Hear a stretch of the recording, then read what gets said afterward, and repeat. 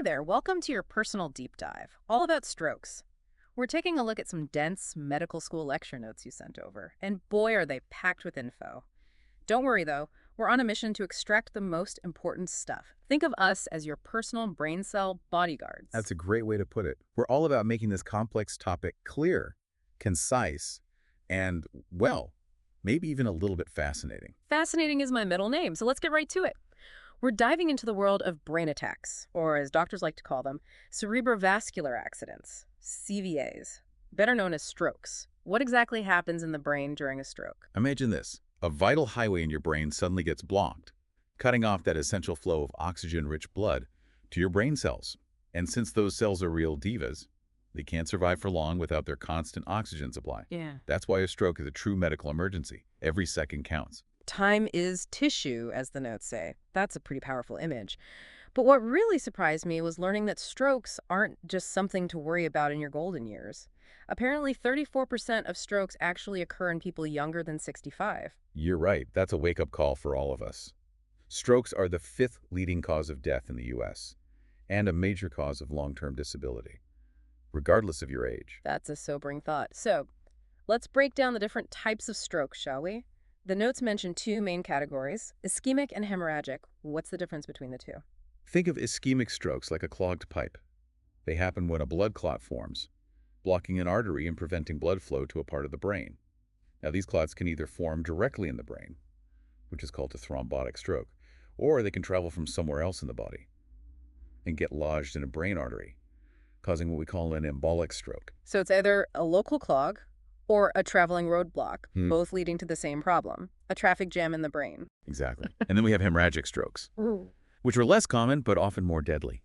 Imagine a burst pipe in your brain, where blood starts leaking into the surrounding tissue, this bleeding, whether it's inside the brain itself, intracranial, or between the brain and the skull, subarachnoid, puts immense pressure on those delicate brain cells and can cause serious damage. Okay, so we've got our two main villains, blockages and bleeds. Now, before we get into the nitty-gritty of each type, let's talk about those mini strokes we hear about, the TIAs, right? Ah, yes. Transient ischemic attacks, or TIAs. Those sneaky little warnings that something might be amiss. They're like a temporary glitch in the system, where you experience stroke-like symptoms. But thankfully, they resolve quickly, usually within an hour. So no lasting damage, but definitely a sign that we shouldn't hit the snooze button on our health. You got it. TIAs are like a flashing red light telling you that there's an increased risk of a major stroke down the road. Okay, so we definitely want to be on the lookout for those warning signs. Now let's talk about the risk factors.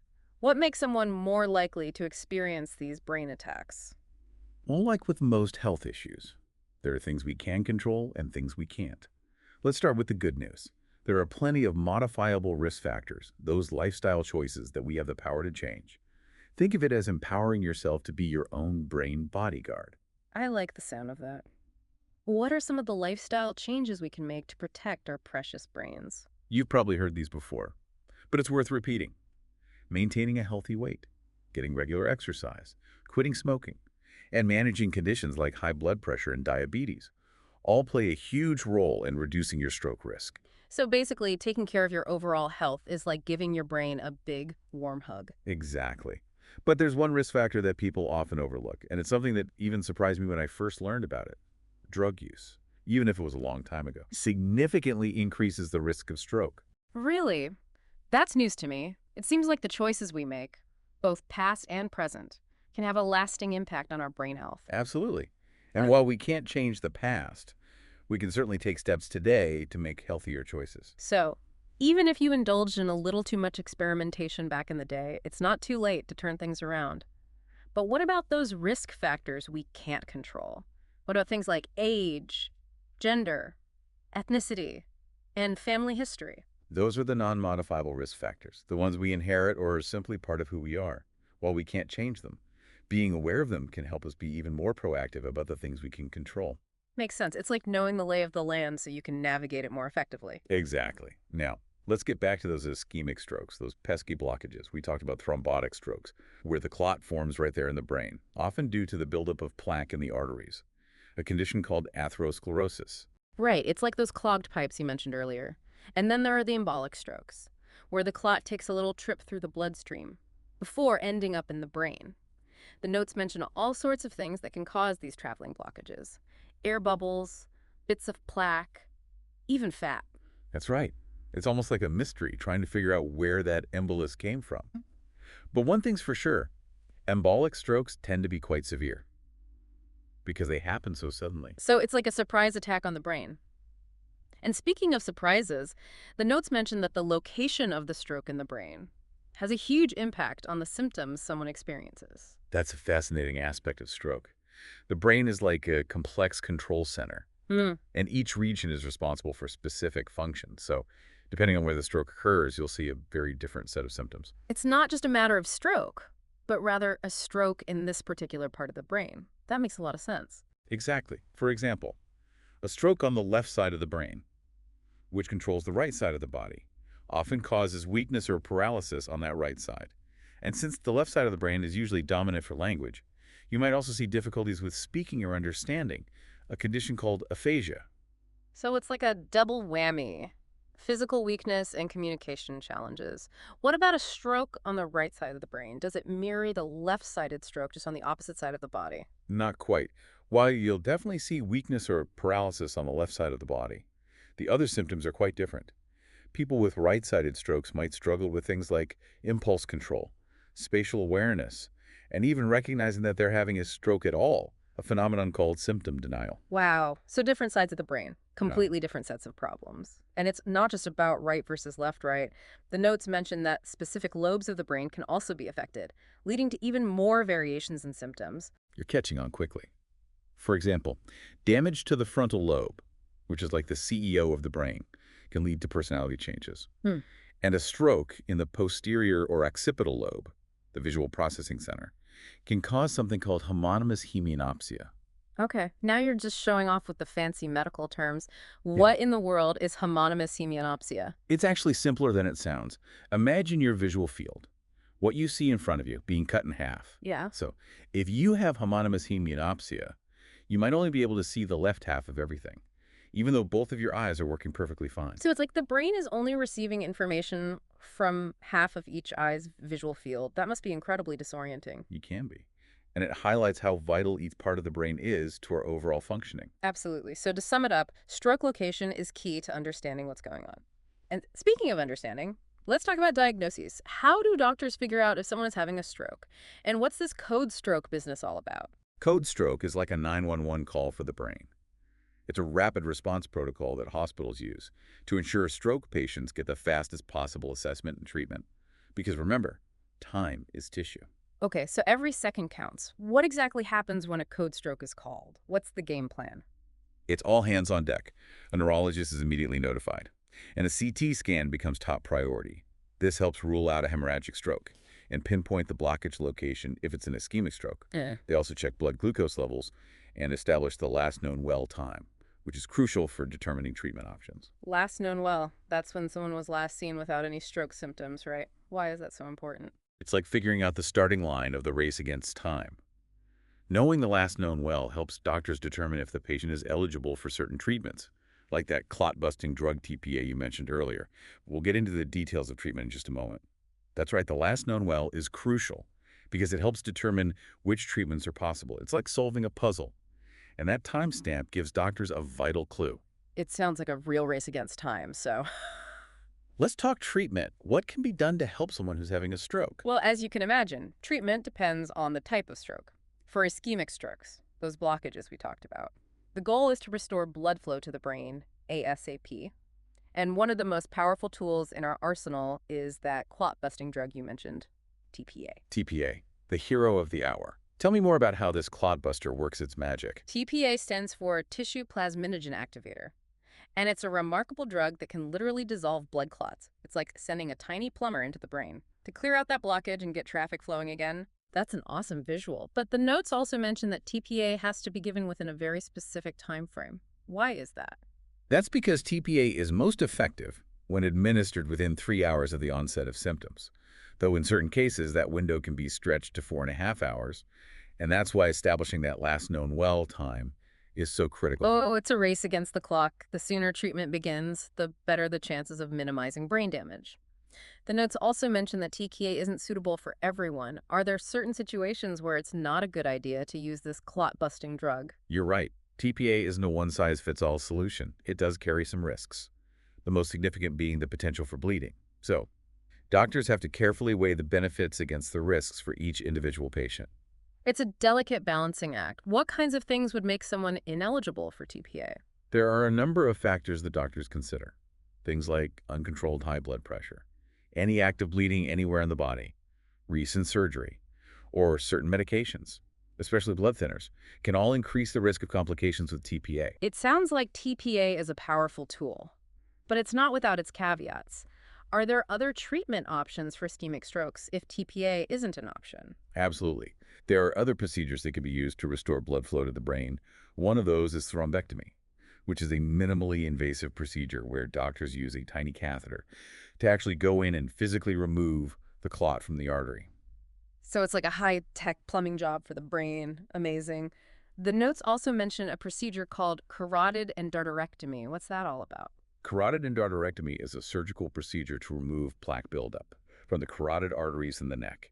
These arteries are like major highways supplying blood to the brain, so if they're clogged, it significantly increases the risk of stroke. Okay, so there are a few different options for tackling those ischemic strokes, depending on the situation. What about hemorrhagic strokes? How do you treat a bleeding event in the brain? For hemorrhagic strokes, the focus shifts to controlling the bleeding and reducing pressure on the brain.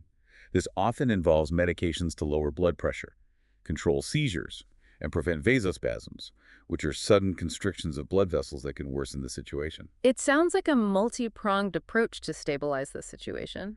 What about surgery? Is that ever necessary for hemorrhagic strokes? Surgery might be necessary, depending on the location and cause of the bleeding, for example.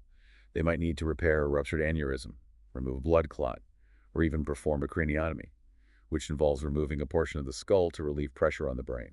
Okay, so for hemorrhagic strokes, it's all about damage control. But what happens after the immediate crisis is over? What kind of ongoing care do stroke patients need? And what are some of the potential long-term complications they might face? After the acute phase of a stroke, the focus shifts to monitoring, support, and rehabilitation. Nurses play a critical role in ensuring the patient's airway is protected, especially if there are swallowing difficulties. They conduct frequent neurological checks to monitor for any changes, keep a close eye on blood pressure, and implement fall precautions. And since strokes can affect mobility, they assist with activities of daily living and help with communication if there are speech or language impairments. So it's a holistic approach that addresses both the physical and cognitive challenges that can arise after a stroke. What about those potential long-term complications? The notes mention a rather daunting list of possibilities. Unfortunately, strokes can have a lasting impact, and the complications can vary widely depending on the type and severity of the stroke. One concern is the risk of pneumonia, especially if swallowing is impaired. Dysphagia, or difficulty swallowing, is another common issue. And then, of course, there's the risk of having another stroke. Another stroke. That's a scary thought. It's a real concern, and it's why prevention and early intervention are so crucial. We also haven't even mentioned things like deep vein thrombosis, DVT, which is a blood clot in the legs, and pulmonary embolism, PE, where that clot travels to the lungs. Both can be life-threatening complications. Then there are the potential personality changes, muscle atrophy, persistent weakness or paralysis, sensory disturbances. The list goes on. It sounds like stroke recovery can be a long and winding road, with many potential obstacles along the way. The notes do emphasize the importance of rehabilitation, though. What role does rehabilitation play in the recovery process? Rehabilitation is absolutely key to helping stroke survivors regain as much function and independence as possible. It involves a whole team of specialists, physical therapists, occupational therapists, speech-language pathologists, and more, working together to create a customized plan for each individual. So it's not just about restoring physical abilities, but also helping people adapt to their new reality and regain a sense of control over their lives. Exactly. It's a holistic approach that addresses not only the physical challenges, but also the emotional and psychological toll that stroke can take on both patients and their families. Support groups and counseling are often crucial parts of the recovery process. It's incredible to think about the brain's ability to rewire and adapt after an injury like a stroke. It is. The brain is remarkably plastic, meaning it can relearn and reorganize itself. Rehabilitation harnesses that plasticity and helps guide the brain toward recovery. What about assistive devices? The notes mention those as well. What role do they play in stroke rehabilitation? Assistive devices are essential for many stroke survivors, helping them regain independence and participate in daily life. We're talking about things like canes, walkers, wheelchairs, braces, adaptive utensils, communication boards, anything that can bridge the gap between ability and limitation. So it's all about finding ways to adapt and thrive, even after a life-altering event like a stroke. Absolutely. It's about empowering people to live their best lives possible, despite the challenges they face. Wow. We've covered a lot of ground today, from the different types of strokes to risk factors, symptoms, diagnosis, treatment, and even the long road of recovery. That's a lot to take in, but I feel like I've learned so much. It's definitely a complex topic, but I think we've managed to unpack it in a way that's both informative and engaging, and hopefully, our listener feels more empowered to take charge of their brain health. It really is empowering to understand all this, isn't it? Because even though strokes can be incredibly serious, there's a lot we can do to protect ourselves. I completely agree. Knowledge is power, and understanding your risk factors is the first step toward taking control of your brain health. So thinking back to those modifiable risk factors we talked about, what's one simple thing our listener could do today to start reducing their risk? If I had to choose just one, I'd say get moving. Even a brisk walk can make a world of difference. It gets your heart pumping, improves blood flow, and helps manage those risk factors like high blood pressure and obesity. Plus, who doesn't love a good dose of fresh air and sunshine? Totally. And while you're out on that walk, why not listen to another episode of The Deep Dive? We've got tons of fascinating topics waiting to be explored, from the science of sleep to the mysteries of the universe. Always happy to join you on these knowledge adventures. Okay, listeners, that wraps up our deep dive into the world of strokes. We've covered a lot of ground today, but hopefully, you're walking away feeling more informed and less intimidated by this complex topic. Remember, knowledge is your best defense, and even small changes can make a big difference in protecting your brain health. And don't forget, those small changes add up over time. So take that walk, enjoy those healthy meals, and keep those brain cells happy and firing on all cylinders. Until next time, stay curious, stay informed, and keep on diving deep.